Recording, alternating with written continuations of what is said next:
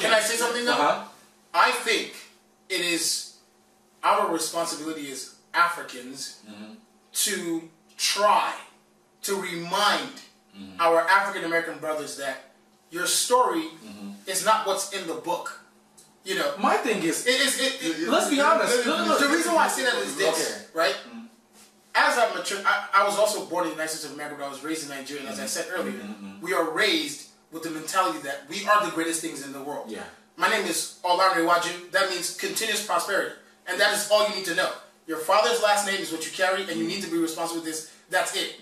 When I came to America was when I knew that everything that has anything to do with black has to be told in a story with white involved. Something negative. You know what I'm saying? There always has to be this, the white side of the black story.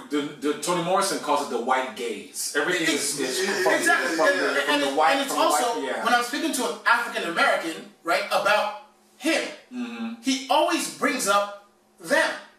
And I'm like, from my perspective, I feel like saying, you know, you have nothing to do with them, right? Yeah. You have your own story. You have your own story, and I think when you acknowledge that you have your own story away from them, is when you actually get so much greater. Yeah, but you see, but I've been opportunity, I can say privileged, to deal with some African Americans who don't let anything stop them. But this is not all. This is just something. This is generalization. It's not everybody. Like, I know a friend of mine in Dallas, Texas, right?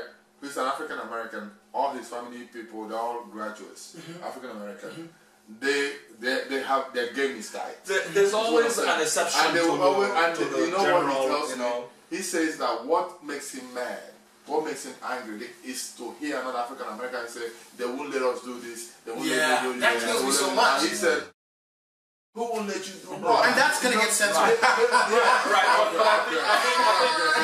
I think the most important thing is there's something Amy said, you know, because if you were born here and you don't have parents that instill those kind of positive, you know, reinforcements to keep hammering it on you, like your mother was telling you at 2 years old, I think it's very important because you're never going to get it from the public schools or private schools or Catholic schools, especially in America, especially because it's run by who? When I was the majority of the other race.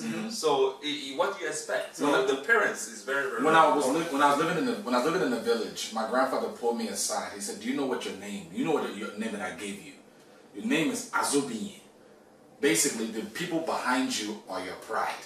So these things from 10 years old is what my grandfather's telling me, is what my mama's telling me, is what my other grandfather's telling me, all the time. Bro, let me tell you something.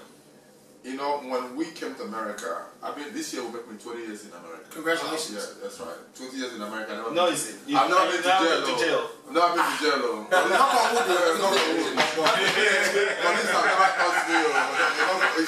Give me for that. So this year will make me 20 years in America. I've never been to jail. I've not committed any offense. Do you know, when we first came to America, and a couple of our friends were going into the 419 and into the 419, you know why I couldn't try it for one day?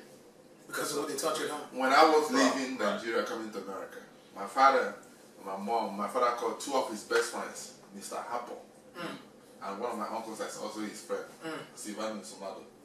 Then my mom brought her two best friends. That was the night before I left America. And when we got together, my father said, "Say after me," in front of his friends. He said he was trying to between his hands. He said, "In my honor, say after me, as the son of His Royal Highness, Baba. Say after me, I will say, I promise to do my best and to always keep my hands clean." Wow.